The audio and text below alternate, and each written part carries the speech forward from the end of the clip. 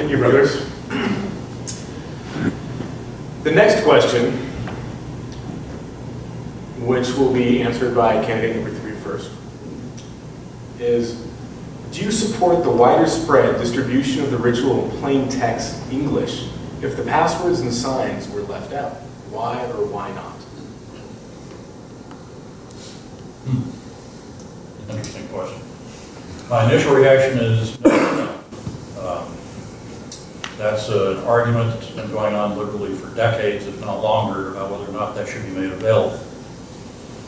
The district deputy has a plain language copy so that if a lodge or an individual gets stuck, they can go to the district deputy and get the right word. Certainly if someone wants to go online, it's there, it's available. All of our so-called secrets are available. That doesn't mean that we distribute them, that we can violate our obligations not to write, indict, and reveal, and so on and so forth. And in a way, that's what we're doing if we do that in plain language and then distribute them. I know I believe it was the last year we had a resolution so the secretary can have a copy of the plain language version. And I kind of still a little reluctant to go that far just yet. I'm not sure what we gain by doing that if our deputies already have that available, and it takes a little effort to get the information that you're looking for. Thank you. Candidate number 1. I'm totally against it. For a couple hundred years, the work was mouth to ear. We had brothers that were able to meet the qualifications. Through those years, it was simplified when the ciphers were made available. We are doing everything we can to assist the brothers at some point in time if it is committed to plain text. There will still be problems why people can't do the memorization. Unfortunately, there's has to be some type of a challenge for people to join this fraternity. We are an elite organization, and there are rewards for what we do, proceed, and gain in our craft, and learning our obligations and our ritual and standard work is part of that. There again, too, any brother that has made it through the Master Mason degree has done his obligations, proficiency in each of the 3 degrees. Shouldn't have no problem with his ritual work and his stations and places in the lodge also. Thank you. Thank you. Candidate number 2. I also am against it. I can remember the time when there were only 2 copies of the standard work. The Grand Secretary had one and the Grand Lecturer had one. Now all of the deputies have one in the elected Grand Lodge officers. If anybody has a question on the ritual, they can talk to their district deputy. Every deputy I know is readily available. They'll come to lodge. They can answer some questions over the phone. I think putting a plain text copy in every lodge is just asking for it to be distributed more than we would like it to be. People will be tempted, I need to study this, so Brother Secretary, can you make me a copy of it? And eventually it's all over the place. The other problem with that is when we do make changes, we have more copies. If there are some unofficial copies floating around, you're working with outdated work. Thank you. Thank you. All right. As a couple of our candidates have already alluded to, a common complaint among brethren is that there is a lack of effective communication from Grand Lodge to the members of the individuals or the lodges. Do you agree? I think we've already heard some of that. And if so, what can be done about it? And if you don't agree, why? Candidate number 2. Candidate number 1. Yes, I do believe there's problems with communications. Like they say, the one of the biggest secrets is RSVP, because a lot of people do not know what that means. And the situation in some of the lodges is that unfortunately the secretaries determine at that point of entrance whether the information needs to be forwarded on.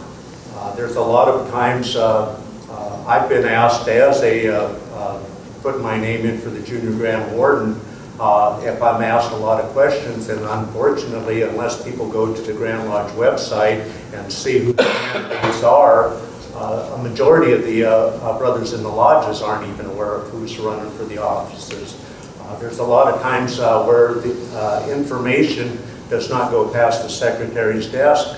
Being a past district deputy, I would send out information asking that it be dispersed in lodge, along with information that come from the Grand Lodge, and I would talk to brothers a few days later that were never aware of the information that sent out to the lodges to be dispersed, and I'd visit the lodges 2 days later, and it was not read from the secretary's desk, and I would have to give it on my report at the end of the evening.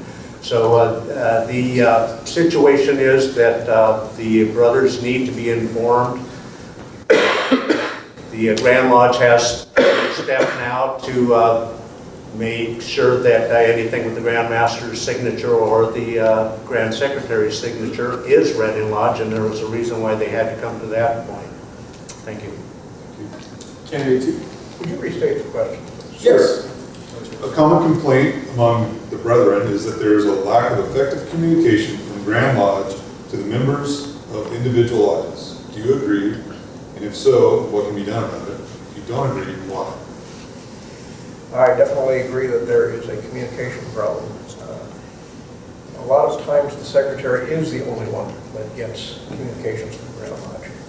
I think the master and perhaps the wardens also should be getting the communications from Grand Lodge. That will assure that more members of the lodge get communications.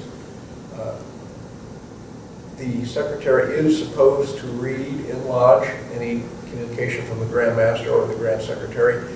I would hope that it's being done. I know in my district it is. The communications from Grand Lodge are important to the lodge and to the members, and sometimes they have requirements that the lodge or the membership have to fulfill. So only sending it to one person can be a problem, especially if for some reason the secretary becomes ill. Some things just get lost in the shuffle. And I believe that if Grand Lodge would at least send all the communications to the master and the secretary, that would help matters greatly. Thank you. Thank you. Candidate number 3. Oh boy, pick my question. Absolutely agree. Many of the problems that we've had in the recent past is a result of poor existing communication. If we only use the secretary as the point of contact for the lodge, we do have a problem when the secretary is not available, doesn't understand his duties, he's new, any number of reasons. If that secretary fails to do his job, the whole process falls apart. And we've seen that. And I agree that at a minimum, we need to be sending those communications to both the secretary and the worshipful master. There's nothing too expensive that says you can't also send it to the wardens. There's no reason why not. Furthermore, there's another step that needs to be taken just from a management perspective, and that's follow-up. If a requirement is laid upon a lodge and the lodge doesn't meet the deadline, you need to be following up with the secretary and the worshipful master in a timely manner. Many of these issues that we find are blowing up could probably have been resolved a lot earlier with less turmoil if the phone had just been picked up and a question asked. And if not a satisfactory answer, there's also the district deputy. It's the deputy's job to represent the Grand Master. If there's an issue with the lodge, then the deputy needs to be called upon early to go find out if there is a problem what the problem is and how to fix it. And finally, we need to be approaching these not as problems to beat the lodge about the head and shoulders with, but to find out why there's an issue with this particular requirement. Why is it being done? And what can we do to assist that lodge to meet the requirement timely? So we need to be problem solving and not problem creating. Thank you. Okay, the next question, which candidate number 2 will field first, is the Grand Lodge of Washington has a long history of being a leader in Prince Hall recognition. Currently, we only recognize Prince Hall jurisdictions that are recognized by the mainline Grand Lodge in their state. This means there are Prince Hall Grand Lodges whom we do not recognize due to the bias of another Grand Lodge. Do you support this practice? Why or why not? I believe that the question is, do I support the practice of only recognizing Prince Hall Grand Lodges that are recognized by their mainline Grand Lodge? That is correct. Okay. Yes, I do.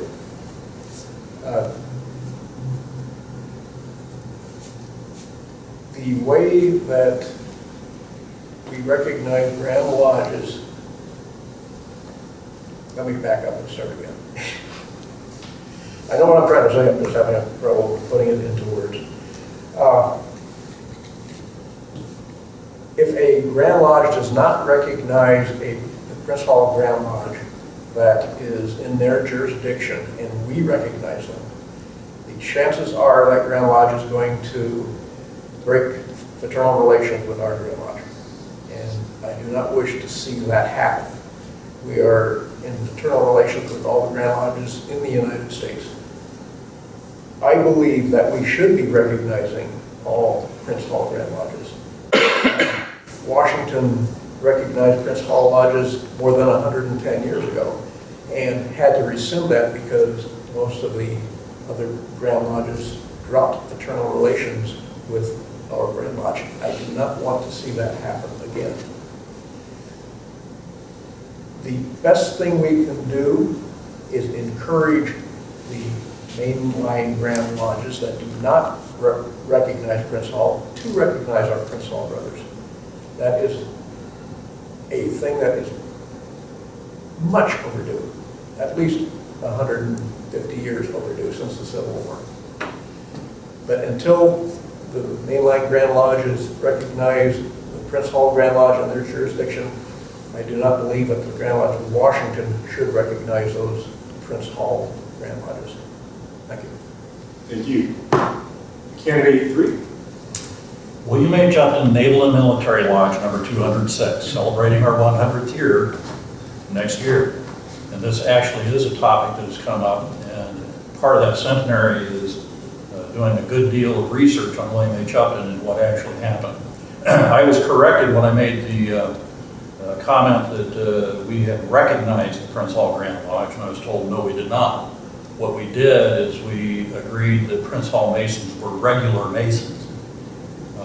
And that may be a distinction without a difference, but that's actually what happened. As far as whether or not we should recognize Prince Hall Grand Lodges who are coexistent with so-called mainline Grand Lodges that don't recognize them yet, I don't think it's urgent that we should do so. I think we should recognize Prince Hall Grand Lodges wherever they are, so long as it doesn't create difficulties between our Grand Lodges. There are more and more Grand Lodges in the United States who do recognize or consider Prince Hall Masons to be regular Masons, and the number that don't are dwindling, and they're dwindling quickly. This probably is going to be an issue that's going to heal itself over the next several years. I don't think it's going to continue. The Prince Hall Masons, for those of you who perhaps haven't done the research, are considered regular Masons because their charters come down from the Grand Lodge of England, as do all of ours. And those are legitimate charters. So calling them irregular is not correct, because if they are irregular, so are we. So the answer to the question is, I think that because we must maintain relations with the other Grand Lodges, the free and accepted and ancient free and accepted Masons, we need to tread carefully before we stir the pot in that jurisdiction. So I think it's going to happen eventually, and I don't think it's going to be all that terrible. Thank you. Did I answer the question? Yes. Okay. Candidate one. I would have to agree until the mainline Grand Lodges that we do recognize reconcile differences between the Prince Hall Lodges in their within their states.